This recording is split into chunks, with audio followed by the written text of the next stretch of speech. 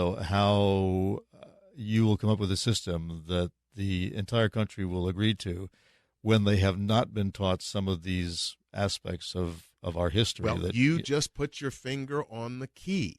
You can't talk about the solutions until you define the problem. It says define the problem. Yeah. And that's what people don't want to have a debate about. That's where people don't want to have a discussion. Because if we have that discussion, the history of America is written down in black and white. It is undeniable because the people that formed this country didn't have a political correctness screen when it came to white supremacy because everybody was a white supremacist, white people who were in America at the time. So they said exactly what they thought and exactly what they meant. And when we start going through that history to understand how not just the culture in America, but the law, state, local, and federal, implemented concepts of white supremacy, now we have a common understanding of our hidden history.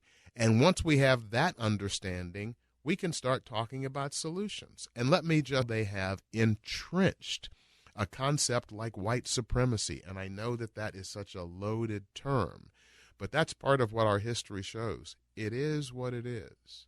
We have printed the legend of American history as opposed to the fact of American history. And here is perhaps the Well, you're talking about the Confederate flag. They come back and they say, this is just our history. And they are absolutely right. It is their history. It's the history of white supremacy. Go back and look at who created the Confederate flag. William T. Thompson. And what did he say about the flag? This flag is emblematic of our superiority over the black or inferior race. People say that the battle flag of Northern Virginia, which is what most people associate as the Confederate flag, they say, oh, well, that was different than the flag William T. Thompson created. It didn't mean the same thing.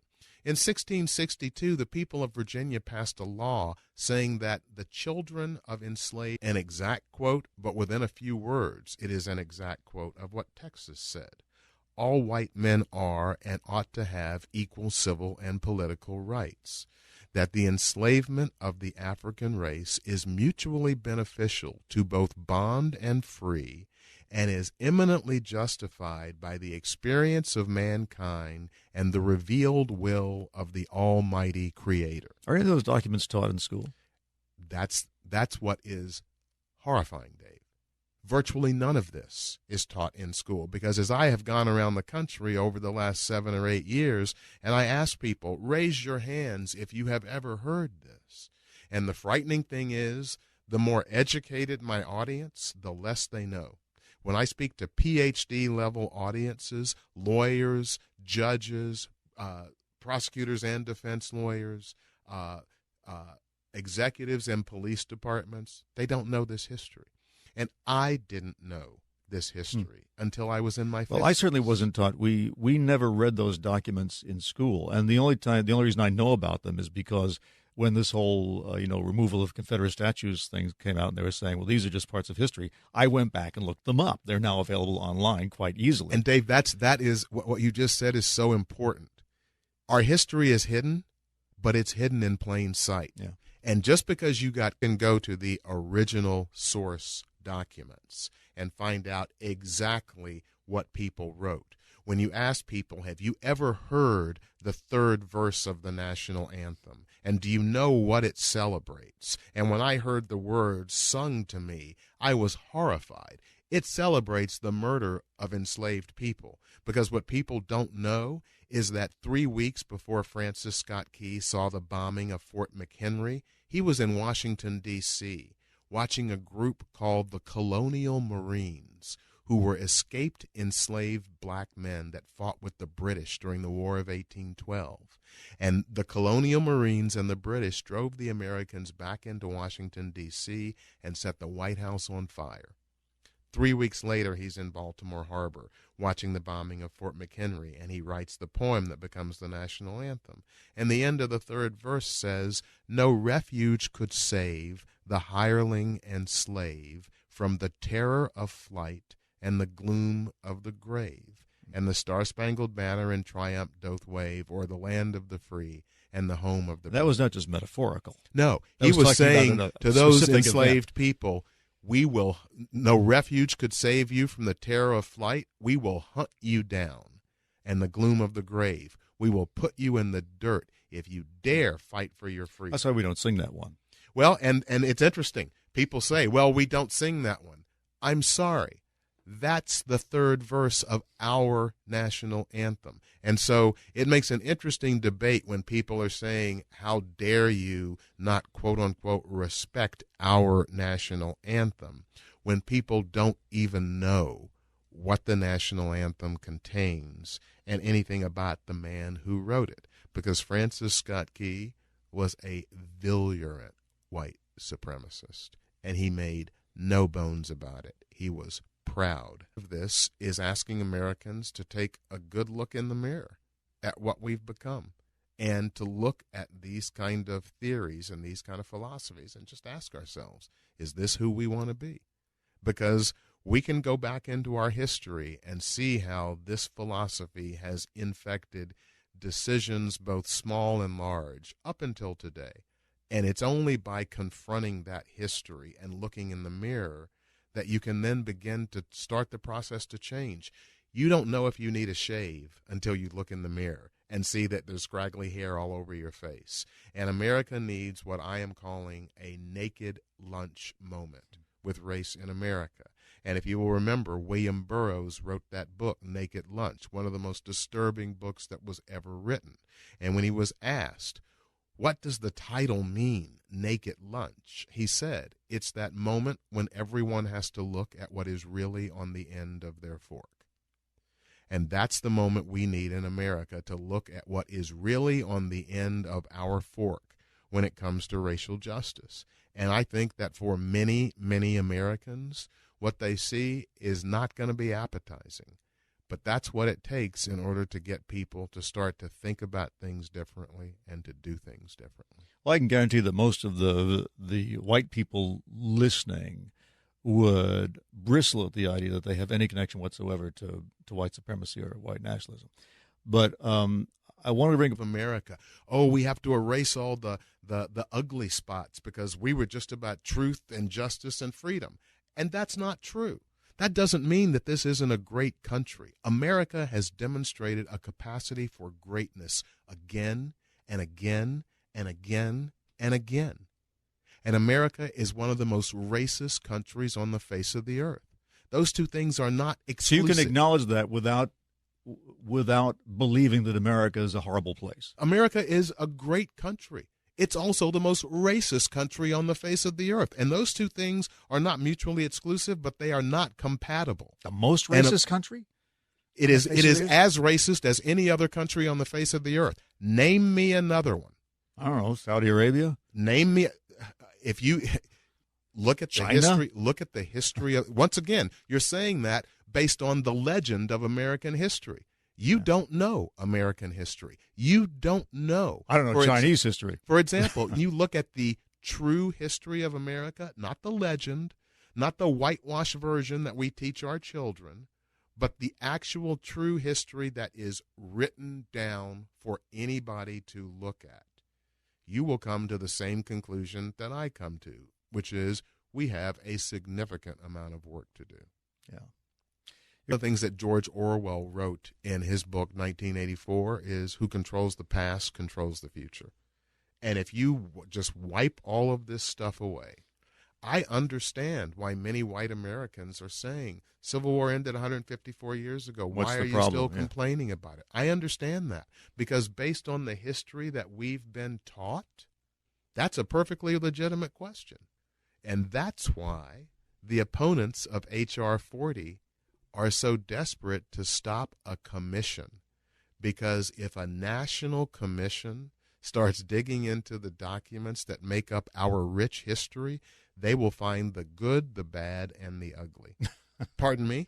This is really bad, and we ought to do something about it. And isn't that like the hallmark of greatness for any individual or for any country? People talk about loving America. I love America enough to criticize it. What parent would go to their child who has done something really horrible and say, not going to criticize you about that. Don't worry about it because I love you so much. Every American, conservative and liberal, would reject that approach to a problem. And yet that's what's saying about this problem in America. Don't talk about it. It will divide us more. We're already divided, in case people haven't noticed that. And we're divided because we don't have a common history. When you're asking communities to come together, they have to have some commonality. They have to have a common history that they can talk about. And we in America have a common history. But not all of that history is beautiful. Some of it is really ugly. And it's only by acknowledging that we move forward together. Acknowledging that history up until today will have an impact on what we do going forward. Who controls the past controls the future. And I would like the past that guides our future to be the complete story and the real story, not just the legend. Well, Germany did it, right? It is remarkable. It is difficult for you to go to Germany, to any major city, without understanding that something really bad happened there in the 30s and 40s. You can't go anywhere without the reminder being thrown in your face. And some people would say, like, okay, enough. But I think that's wrong. I think it's the concept that this is what we did. So we need something similar here then. We need some kind of reconciliation, a reckoning. Well, that word, a reckoning, is a really appropriate word, and we have always evaded that reckoning. It's one of the things that truth behind the monuments and who they celebrate, when they were built, and people can judge for themselves. But wouldn't it be interesting? In Charleston, South Carolina, there is a monument to John C. Calhoun, congressperson from South Carolina, governor of South Carolina, senator from South Carolina, vice president of the United States. John Kennedy said he was one of the greatest politicians in American history, and he was also a virulent racist. The statements he made about slavery and how excellent it was and how he would never apologize for it because white people were superior to black people. There is a monument to John C. Calhoun in Charleston, South Carolina, that you can see standing in front of Mother Emanuel Church, where Dylann Roof killed the 9 people. Mother Emanuel Church is on Calhoun Street. What would happen if you don't take that monument down, which I believe it should come down, because John C. Calhoun was a racist, and we don't build monuments to people who are white supremacists if we are not a country that celebrates white supremacy. But even if you don't take it down, how about putting up right next to it the EJI monuments that recognize every black person that was lynched in Charleston, South Carolina, in that county? The children would say, well, mommy and daddy, they've got this statue of this guy and they've got this. What's a lynching? Who was John Calhoun? Well, if he said all these really horrible things about black people, why did they have a statue for him up there? Now, that would be confronting our history. But no, we can't have that discussion. But that's simply the truth. And I'm not afraid of the truth. What is it that you're afraid of? Are you afraid that your view of the world is now going to be challenged because you have to acknowledge that things that you accepted as true are not? That's a hard thing for anybody. It is. Time carries a Nazi flag around once in a while. That's just a hobby. Let's let it pass. You're saying that that's a pretty dangerous approach to take. I'm saying that's putting your head in the sand. That's a hobby. It's a hobby. It's a hobby. They would never actually act out in the way that the actual Nazis did. They're acting it out in their lives. This is exactly what people in Germany were saying in 1927 and 1930. Don't worry about the Nazis. They'll never do this stuff. They're just talking.